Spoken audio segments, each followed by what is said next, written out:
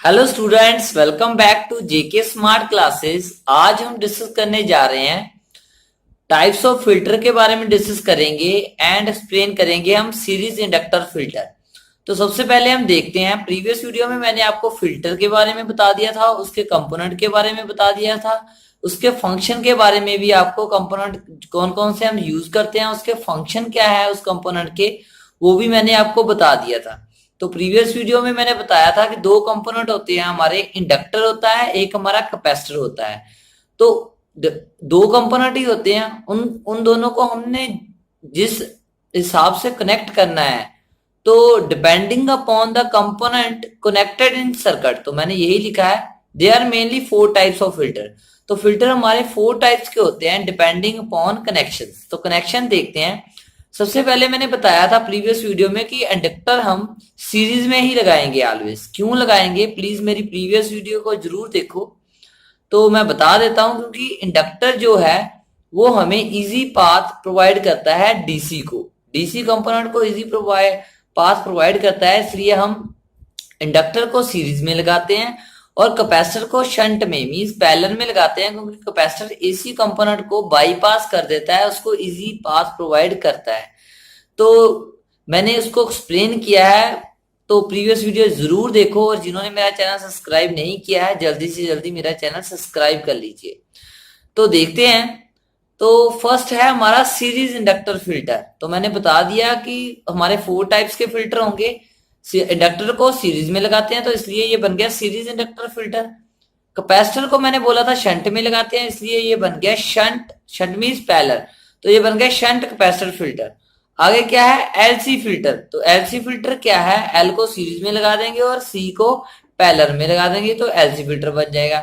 ऐसी पाई फिल्टर। तो पाई फिल्टर क्या है, पाई शेप जैसे होती है पाई, तो यहां हम ऊपर क्या करेंगे, ऐसे कुछ करेंगे, ऐसा पाई होता है, तो ऊपर हम इंडक्टर लगा देंगे और नीचे हम कैपेसिटर लगा देंगे ऐसे, तो ये पाई शेप की बन जाएगी, इसलिए इसको पाई फिल्टर बोलते हैं। तो मैंने क्या लिखा है देख लीजिए, यही है फिल्टर की टाइप्स मैंने बोले हैं। तो हमने एक्सप्लेन करना है आज सीरीज इंडक्टर फिल्टर के बारे में। तो देखते हैं सीरीज इंडक्टर फिल्टर क्या होता है। तो इससे नाम से पता चल रहा है, नेम इम्प्लाइज दैट, तो नाम से पता चल रहा है series inductor filter, in this case inductor जिसको हम चोक बोलते हैं is connected in series with the load. तो लोड से हम सीरीज में कनेक्ट होगी ये इंडक्टर। तो देख लेते हैं, ऐसे ही है। तो सबसे पहले क्या है यहाँ पर, इससे पहले हम ये क्या है, एसी लगाया है, एसी सोर्स। इससे पहले आपने ट्रांसफार्मर भी शो करना है पेपर में। बाद में क्या आ जाएगा, रेक्टिफायर आ जाएगा। तो रेक्टिफायर का फंक्शन मैंने बता दिया है इसकी प्रीवियस वीडियो में। ऐसी आउटपुट आएगी इसकी फुल वेव की। और ये क्या है, inductor.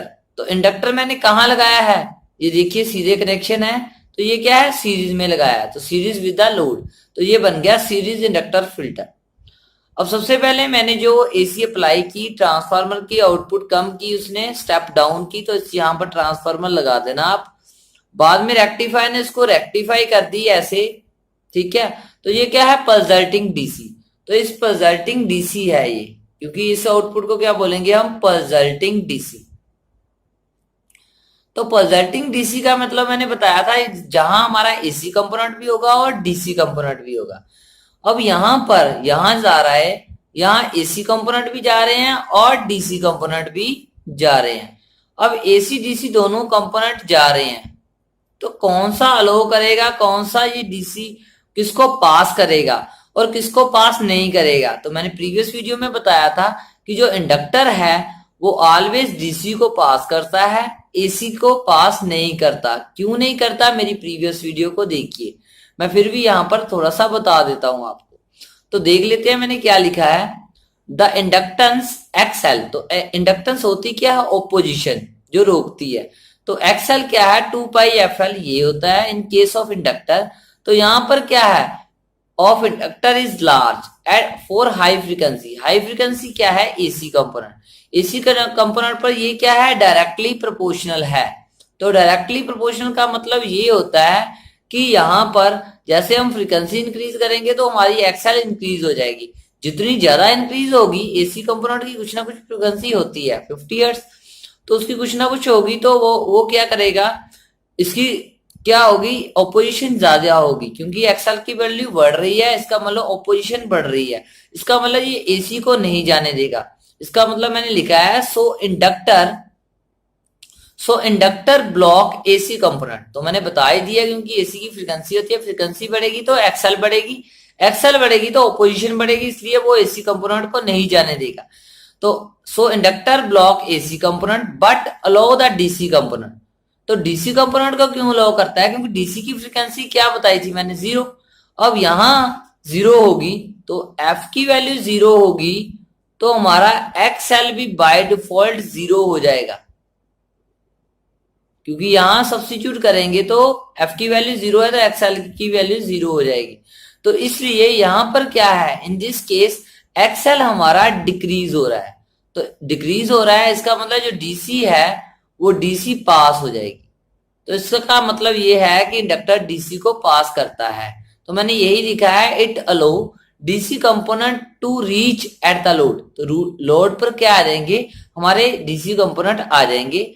Thus it smooth out the rectifier output as shown in figure 2। तो फिगर 2 पर ऐसे ही आएगी आउटपुट, ये देख लीजिए, यहां पर ये आउटपुट ऐसी आ रही है। यहां पर भी ये क्या है, रेक्टिफायर की आउटपुट, और ये है फिल्टर की आउटपुट। तो यहां पर मैं शो कर देता हूं, ये है फिल्टर आउटपुट।